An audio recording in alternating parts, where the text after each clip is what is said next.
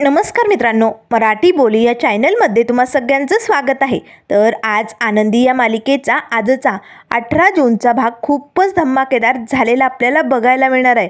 कारण आजच्या दिवशी आनंदीने आश्रमात जाऊन समिदाच्या नावाने दानधर्म करताच आता आनंदीने मालक साहेबांचं मन जिंकताच मालक साहेबांनी आता इथून पुढे आनंदीशी कधीही वाईट वागणार नाही असा पण आता शिल्पाताई समोर घेताच या शिल्पाला मात्र मोठा हादरा बसलेला आपल्याला बघायला मिळणार आहे।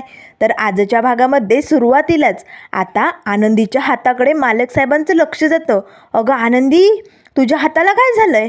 आनंदी पटकन पाठीमागे आपला हात लपवते। सगळेजण आता आनंदीच्या हाताकडे बघू लागतात। तिच्या हातातनं रक्त निघत असतं, हात संपूर्ण लालभडक झालेला असतो। त्याच वेळेस आता लगेच शिल्पाला मात्र खूपच राग येतो। तेव्हा मालक साहेब म्हणू लागतात, आनंदी मी काय विचारायलोय, काय झालंय तुझ्या हाताला? तेव्हा आनंदी म्हणू लागते, मालक साहेब ते सकाळी मी तुमच्या कपड्यांना इस्त्री करत होते ना, त्यावेळेस चुकून माझा हात इस्त्रीला लागला आणि हाताला चटका बसला, म्हणून असा हात झालाय माझा। त्यावर मालक साहेब म्हणू लागतात, अगं किती वेंदळीस आहे आनंदी तू। अगं जर तुला जी कामं जमत नाही तर ती करायची गरजच काय? मला जर बोलली असती की मला इस्त्री करता येत नाही, मला जमणार नाही, तर मी कशाला दिली असते तुझ्याकडे कपडे? आनंदी अगं का असा वेडेपणा करते? आता मात्र शिल्पाला खूप राग येतो। त्याच वेळेस आता लगेच मालक साहेब म्हणू लागतात, अगं कागद न वाचता त्यावरती सही करायची, कपड्याला इस्त्री करता येत नाही ती इस्त्री करायची, अशी कामं तुला कोणी करायला सांगितली? अगं प्रत्येक काम स्वतःच्या अंगावरती ओढून घ्यायचं अशी सवय आहे का तुझी? का अशी वागतेस? ए बरं इकडे। आता मालक साहेब आनंदीचा हात पकडतात आणि तिला सोप्यावरती बसवतात आणि सुनीताताईला सांगू लागतात, सुनीताताई जा पटकन ड्रेसिंगचा बॉक्स घेऊन या बरं, यावरती मलमपट्टी करावी लागेल, किती लागले हाताला? आता मात्र शिल्पाला तर मोठा असा राग आलेला असतो। मोठाले डोळे करून फाडून आता आनंदीकडे बघत असते। त्याच वेळेस आता लगेच शिल्पा म्हणू लागते, युगंधर। तेव्हा मालक साहेब म्हणू लागतात, शिल्पाताई थांबा, किती लागलंय पोरीला? अगं आग होत असेल ना, थांब, असे म्हणत आता मालक साहेब आनंदीच्या हातावरती प्रेमाने फुंकर मारू लागतात। आनंदीच्या डोळ्यातनं पाणी येत असतं, कारण खरंच खूप जखम मोठी असते, त्यातनं रक्तही निघत असतं। तेव्हा मालक साहेब आता आपला खिशातनं रुमाल काढतात आणि आनंदीची ती जखम पुसू लागतात। आनंदीला मात्र खूपच भारी वाटतं। त्याच वेळेस मालक साहेब म्हणू लागतात, अगं आनंदी असा वेंदळेपणा बरा नव्हे ग, इथून पुढे ना असा हलगर्जीपणा करत जाऊ नको।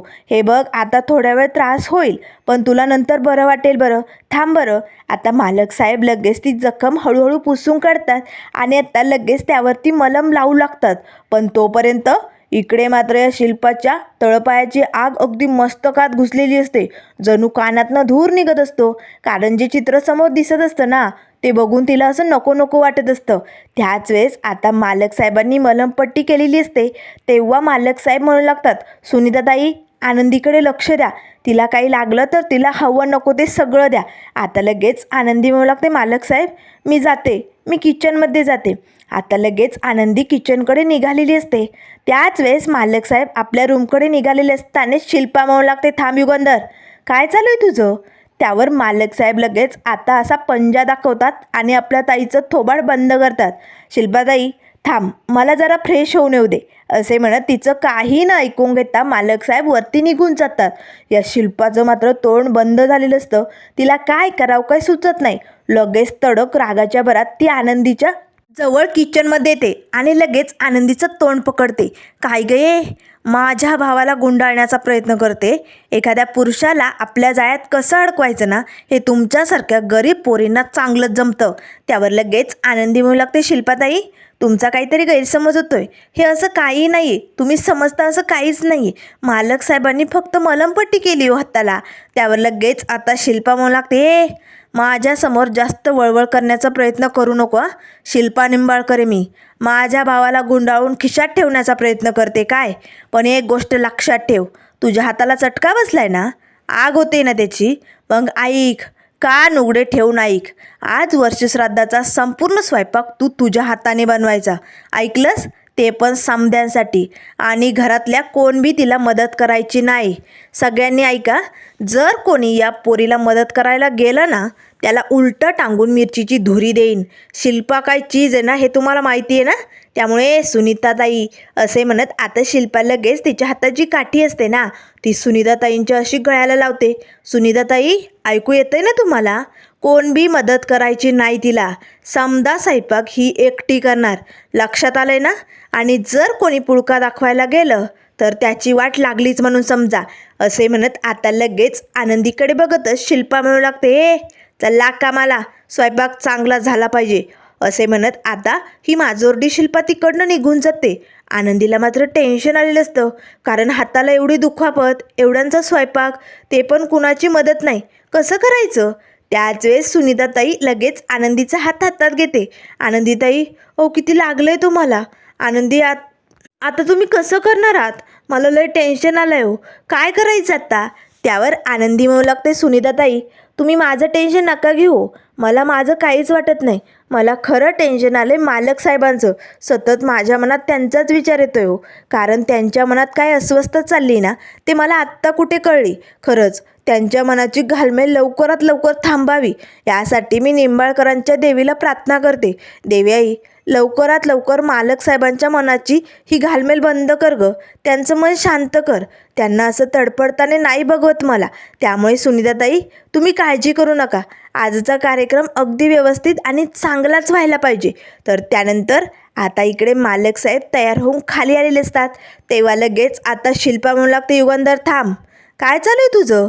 अरे तुला दानधर्म करण्यासाठी काल रात्री आश्रमात जायचं होतं ना, मग तू ते काम अर्धवट सोडलं आणि इकडे येऊन त्या पोरीचा हात धरून रात्रभर झोपा काढत होता. अरे तुझी हिंमत कशी झाली? तू समिधाचं प्रेम विसरलाय का? तिच्या नावाचं दानधर्म विसरलाय का? सांग ना. त्यावर लगेच मालक साहेब म्हणू लागतात, बास ताई, पुरे झालं. अगं एवढे आरोप नको लावू गं माझ्यावर. अगं मी काय केलं आहे? काय चूक केली? अगं त्या पोरीच्या हाताला एवढी मोठी जखम झाली, त्यावरती थोडासा मलम लावला, पट्टी केली, यात काय चूक केली? आणि एक गोष्ट लक्षात ठेव ताई, माझ्या मनात माझ्या बायकोचं प्रेम सदैव राहणार आहे. तिची जागा मी कुणालाही देऊ शकत नाही आणि देणारही नाही. त्यामुळे जरा आनंदीची काळजी घेतली म्हणून माझ्यावरती संशय घेणं बंद कर. आणि एक गोष्ट लक्षात ठेव ताई, खरं तर आनंदीची जबाबदारी मी तुझ्यावर सोपवली, पण तू ती पार पाडायची सोडून तुझं लक्ष कुठे? तुला दिसलं नाही आनंदीचा हात एवढा भाजलाय म्हणून? खरं तर ही काळजी तुझी होती, पण नाही, तू त्याकडे दुर्लक्ष करून मोठी चूक केली. आता मालक साहेबांनी या शिल्पाचं तोंड तर जागेवरती बंदच केलेलं असतं. त्याच वेळेस या शिल्पाला काय बोलावं काय सुचत नाही. तेवढ्यात शिर्के साहेब आलेले असतात. आता शिर्के साहेब हवेलीत येताच मालक साहेब म्हणू लागतात, शिर्के मला ना जरा तुमच्याशी महत्त्वाचं बोलायचं आहे, इकडे बाजूला या बरं. त्यावर शिर्के म्हणू लागतात, मालक साहेब अहो मला बी तुम्हाला लय महत्त्वाचं सांगायचं आहे. त्यावर आत्ता मालक साहेब म्हणू लागतात, शिर्के ऐकून घ्या माझं. काल जो पिऊन मला ज्यूस घेऊन आला होता त्याचं नाव काय बरं? नक्कीच काहीतरी भानगड दिसायली. त्यावर शिर्के म्हणू लागतात, मालक साहेब अहो तेच सांगायला आलोय की मी. अहो ती भानगड त्या पिऊनने नाही तर त्या चंदनने केली. त्यानेच मुद्दामून तुमच्या ज्यूसमध्ये काहीतरी मिसळवलं होतं. त्यावर मालक साहेबांना धक्का बसतो, म्हणजे हे काम चंदनचं आहे? या चंदनला ना आता जाब विचारण्याची वेळ आली. आता डोक्यावरनं पाणी गेलंय बास शिर्के. तेवढ्यात लगेच आता वरनं मात्र विद्याधर खाली आलेला असतो. आता विद्याधर जोरजोरात गाणं म्हणत असतो, आनंदी आनंदगडे जिकडे तिकडे चोहीकडे. मालक साहेबांना खूप राग येतो. त्याच वेळेस आता विद्याधर लगेच मालक साहेबांजवळ येतो. काय झालं युगंधर साहेब, चढली का? अहो काय चालू आहे तुमच्या डोक्यात? अहो तुमचं डोकं नेमकं कुठे माती खातंय? तुमची मती भ्रष्ट झाली का तुमच्या बायकोचं प्रेम विसरलात? अहो समिधा वहिनींच्या नावाने दान धर्म करायचं अर्धवटच राहिलं की काल? कसं झालं हे सगळं? मला ना मोठा प्रश्न पडलाय. मालक साहेब तुम्ही तुमच्या बायकोचं कर्तव्य पार पाडू शकला नाही, लय अवघड झालं ना. का माहिती? कारण काल जे तुम्ही ऑफिसमध्ये फॅक्टरीत ज्यूस पेला ना, ते भारी होतं की नाही?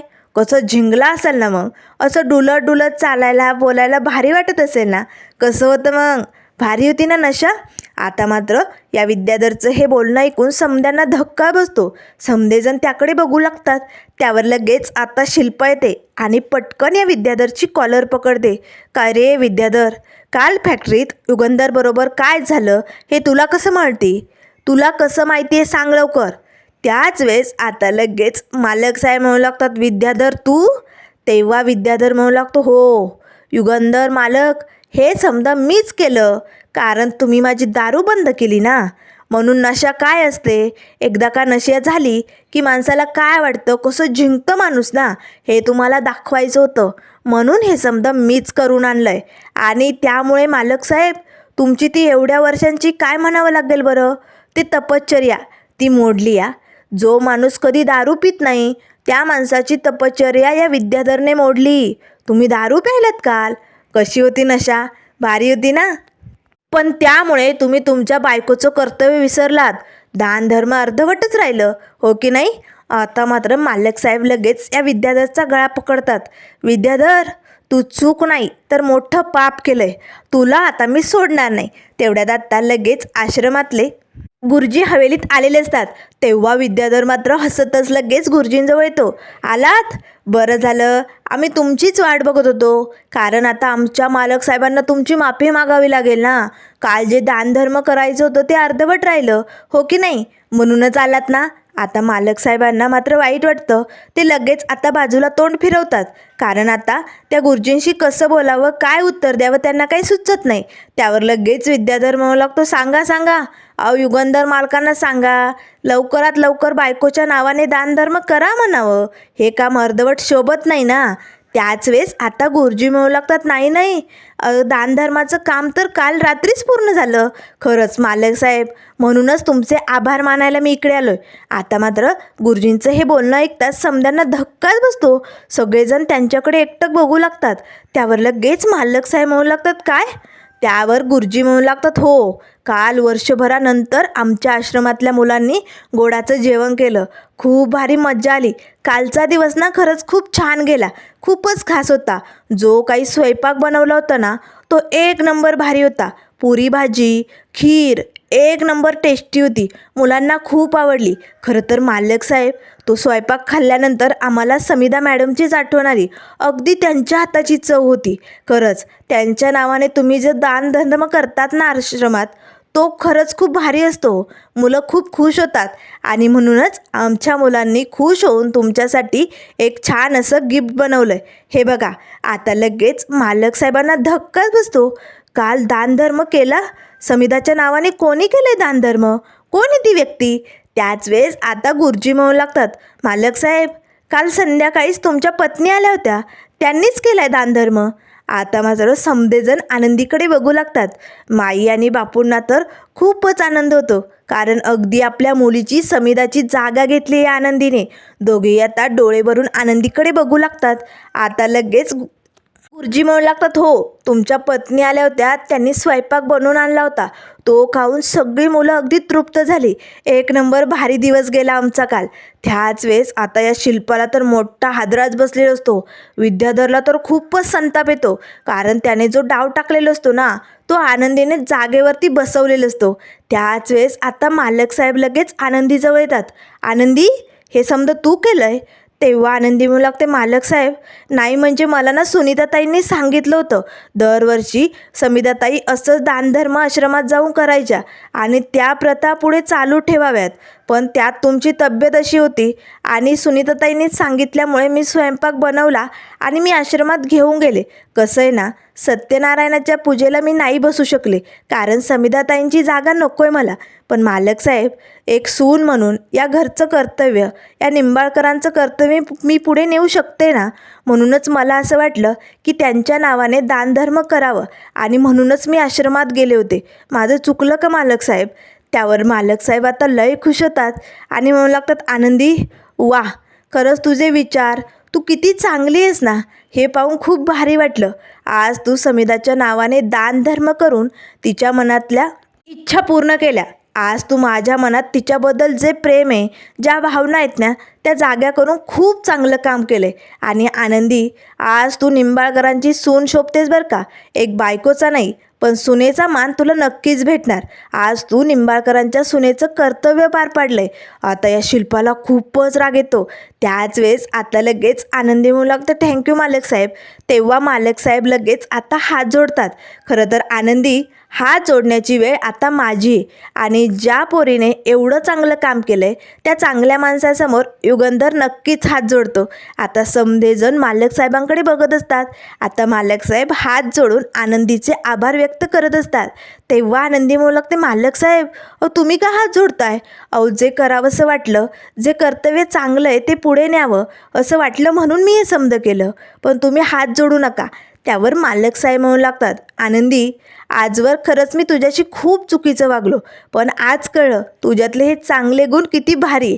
आणि अशा चांगल्या पोरीशी आजपासून मी कधीही वाईट वागणार नाही. तुझ्याशी नेहमी मी चांगलंच वागणार.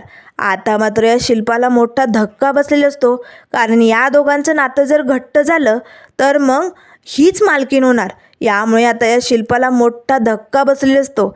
त्याच वेळेस आता लगेच मालक साहेब गुरुजींजवळ येतात आणि म्हणू लागतात, गुरुजी खरं तर ना आज जे तुमच्या आश्रमातल्या मुलांनी गिफ्ट बनवलं आहे ना, त्या गिफ्टचा मानकरी मी नाही तर आनंदी आहे.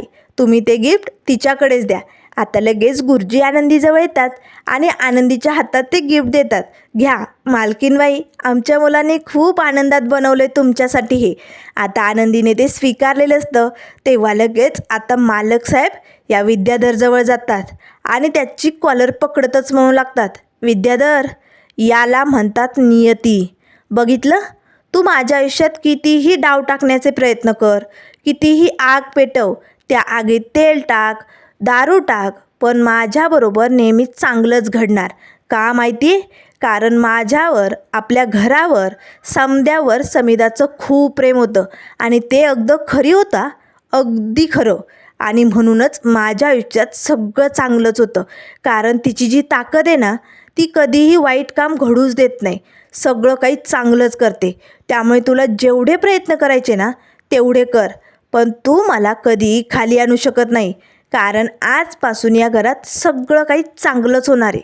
मगाशी गाणं म्हणत होता ना, आनंदी आनंदगडे जिकडे तिकडे चोहीकडे.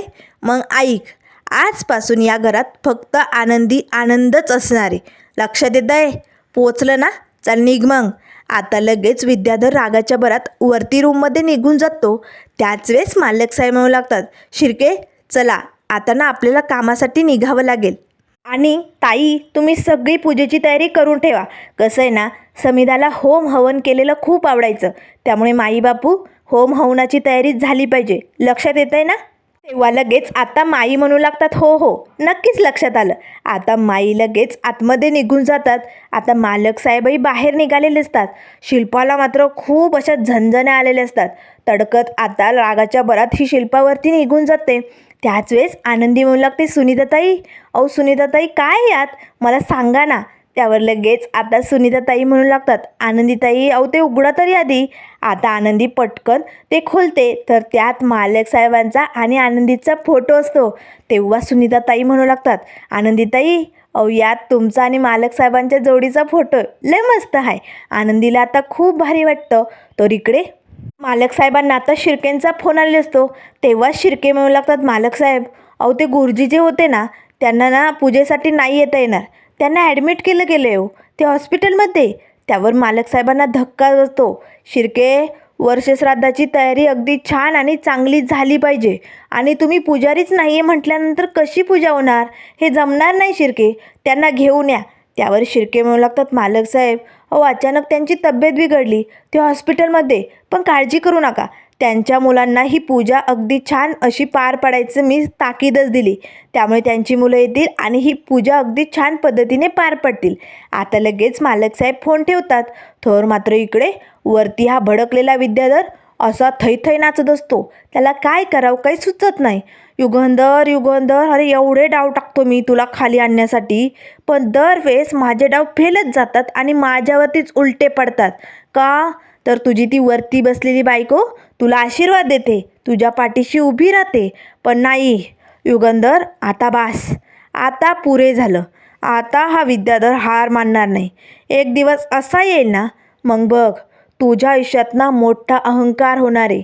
लय उड्या मारत होता ना, आनंदी आनंदगडे गाणं म्हणत होता ना, आता तरी मी तुझ्या ज्यूसमध्ये फक्त दारू मिसळली होती, नशा केली होती, पण मी आता तुझ्या आयुष्यात असं विष कालवणार आहे ना की तुला हे आयुष्य नको नको होईल, जीव द्यावा, मरून जावा असं वाटेल. आता बघ, नाही तुझ्या आयुष्याची राख रांगोळी केली ना तर नावाचा विद्याधर नाही आहे, वणवा पेटवणारे असे म्हणत आता हा विद्याधर खूप भडकलेला असतो.